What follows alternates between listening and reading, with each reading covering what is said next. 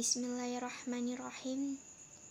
Assalamualaikum warahmatullahi wabarakatuh.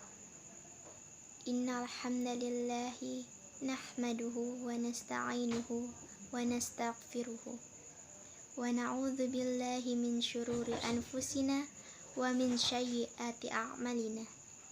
May yahdihillahu fala mudhillalah wa may yudlil fala hadiyalah. Asyhadu an la ilaha illallah wahdahu la syarikalah wa asyhadu anna Muhammadan abduhu wa rasuluh.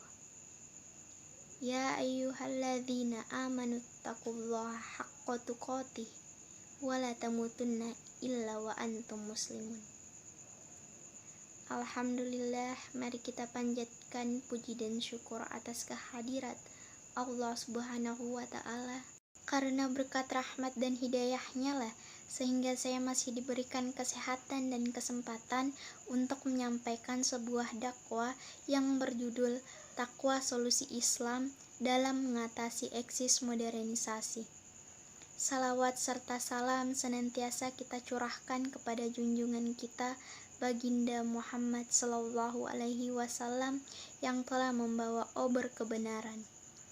Baiklah, sebelum itu, perkenalkan, saya Arifah Ramadhani dari Prodi Pendidikan Guru Sekolah Dasar kelas M92, Fakultas Ilmu Pendidikan Universitas Negeri Makassar.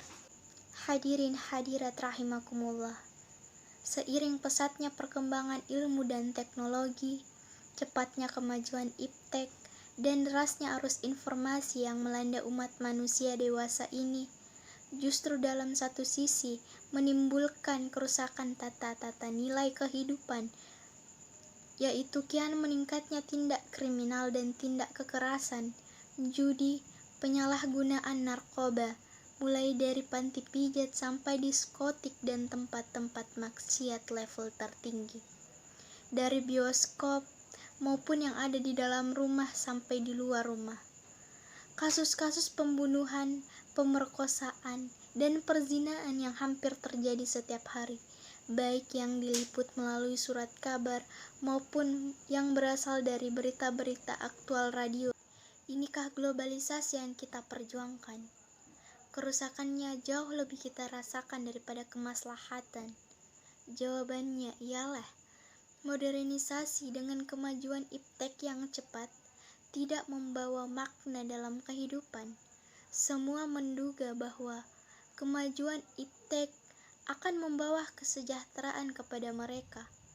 Tetapi mereka lupa, di balik itu ada gejala yang dinamakan the agony of modernization, yaitu sengsara atau azab sengsara karena modernisasi, seperti kian meningkatnya tindak kekerasan dan kriminalitas, pemerkosaan, judi, narkotika, dan kenakalan remaja. Dan sekarang kita sedang berada di dalam era globalisasi dan modernisasi tersebut. Tidak ada jalan keluar untuk lari dari fitnah ini. Tidak ada penyelesaian, melainkan ujungnya kesesatan yang menambah kebinasaan, kecuali petunjuk dan jalan keluar yang ditawarkan oleh Al-Islam, yaitu takwa kepada Allah, sebagaimana yang dijanjikan dalam surah At-Talaq ayat 2 dan 4. Allah Subhanahu wa ta'ala berfirman, "Wa may yattaqillaha yaj'al lahu mukhraja," yang artinya, barang siapa bertakwa kepada Allah, maka Allah akan mengadakan baginya jalan keluar dari setiap kesulitan. Juga firman-Nya yang berbunyi, "Wa may yattaqillaha yaj'al lahu min amrihi yusran," yang artinya, barang siapa yang bertakwa kepada Allah, maka Allah akan mengadakan baginya kemudahan dalam setiap urusannya. Kaum muslimin muslimah rahimakumullah, takwa adalah barometer keimanan seorang muslim. Dengan takwa, maka hati akan terbuka untuk melihat dan menerima kebenaran serta menolak dan menjauhi kemungkaran. Sebagaimana firman-Nya, "Ya ayyuhalladzina amanu innattaqullaha yaj'al lakum furqanan," yang artinya, hai orang-orang yang beriman, Jika kamu bertakwa kepada Allah, niscaya Dia menjadikan pembeda antara yang hak dengan yang batil bagimu. Quran Surah Al-Anfal ayat 29. Namun sayang, tidak semua orang Islam itu beriman, sebagaimana tidak semua orang yang beriman itu bertakwa. Kata takwa atau takut kepada Allah sering kita dengar, bahkan sering meluncur dari lidah kita, seakan menjadi bahasa yang datar tanpa makna. Takut kepada Allah bukan lagi menjadi rasa, tetapi hanya sekedar menjadi bahasa. Sebagian besar umat manusia, termasuk umat Islam dewasa ini, sudah kehilangan rasa takut kepada Allah, kepada ancaman-ancaman dahsyat yang diberikan bagi orang-orang yang melakukan maksiat, kepada kemungkinan-kemungkinan bahwa diri mereka akan terjerembab ke dalam azab yang dahsyat, baik di dunia maupun di akhirat. Namun justru sebaliknya, sebagian di antara kita malah takut kepada orang-orang yang dikeramatkan seperti jin, setan, dan lain-lain. Diterangkan di dalam kitab Fathul di halaman 301 sampai halaman 303 dan Al-Qaulus Sadid halaman 116 sampai halaman 117. Diterangkan bahwa takut semacam ini adalah termasuk dosa besar, tercela, dan bahkan termasuk syirik yang mengeluarkan kita dari agama Islam. Adapun seseorang yang melakukan amalan-amalan haram atau meninggalkan amalan wajib karena takut kepada manusia, jin, setan, dan lain-lain, ini termasuk perilaku asgar yang meniadakan kesempurnaan tauhid.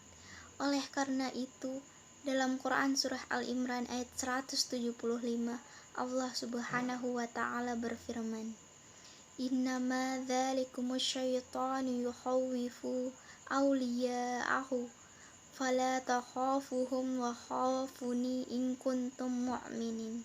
Yang artinya, sesungguhnya itu tidak lain hanyalah setan yang menakut-nakuti kamu dengan kawan-kawannya, yaitu orang-orang kafir Quraisy.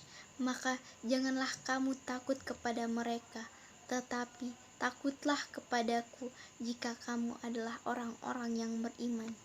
Jika kita memang beriman kepada Allah, kalau benar kita bertauhid kepada keesaan Allah, mengapa kita perlu ragu bahwa suatu saat nanti Allah akan membangkitkan kita setelah kematian, lalu menghisap amal perbuatan kita sekecil apapun, kejahatan maupun kebaikan pasti akan mendapatkan balasan di akhirat nanti.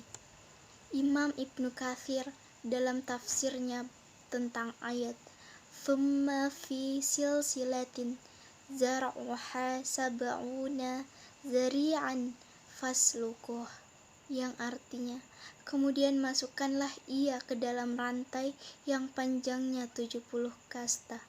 Na'udzubillah min zalik. Tentang arti Ibnu Katsir yang mengemukakan pendapat perkataan Ibnu Juraij bahwa Ibnu Abbas berkata, besi rantai itu dimasukkan melalui duburnya lalu keluar melalui mulutnya. Kemudian para pesakitan ini ditata dalam besi rantai tersebut seperti belalang yang ditusuk berjajar dengan kayu pada saat akan dipanggang di atas api. Maka orang yang sengsara terus-menerus disiksa dengan siksaan yang sedemikian mengerikan. Betapa dahsyatnya siksaan itu terhadap dirinya dan betapa menyesalnya dia dengan penghinaan yang sedemikian rupa. Sesungguhnya sebab yang menjadikannya sampai pada kedudukan yang seperti itu ialah karena innahu kana la yu'minu billahil azim. Sesungguhnya dia dulu di dunia tidak beriman kepada Allah yang Maha Besar. Quran Surah Al-Haqqah ayat 33. Hadirin hadirat rahimakumullah. Maka demikianlah orang-orang yang tidak bertakwa kepada Allah tidak hanya akan mendapatkan kesengsaraan hidup di dunia berupa kegelisahan hati, gangguan jiwa, dan lain-lain. Walaupun mereka bergelimangan harta dan kemewahan, tetapi mereka juga akan diazab dan disiksa dengan siksa akhirat yang teramat dahsyat.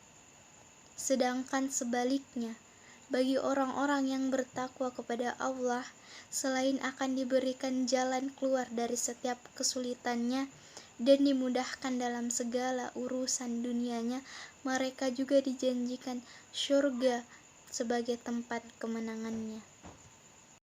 Maka hanya kepada Allah lah kita menghadapkan wajah, menyandarkan segala harapan seraya berdoa, semoga Ia mencurahkan limpahan rahmat, taufik dan hidayahnya kepada kita untuk bertakwa hanya kepadanya, melaksanakan semua perintahnya dan menjauhi segala larangan-larangannya, berpegang teguh kepada kitabnya dan sunnah rasulnya dengan pemahaman para sahabat dan pengikut mereka dari kalangan salafus salih, sehingga kita selamat dari segala fitnah dunia berupa kehancuran moral dan berbagai kesengsaraan akibat buruk modernisasi dan globalisasi, serta tergolong orang-orang yang selalu memperoleh kemenangan di sisinya dan selamat dari azab dan siksa akhirat.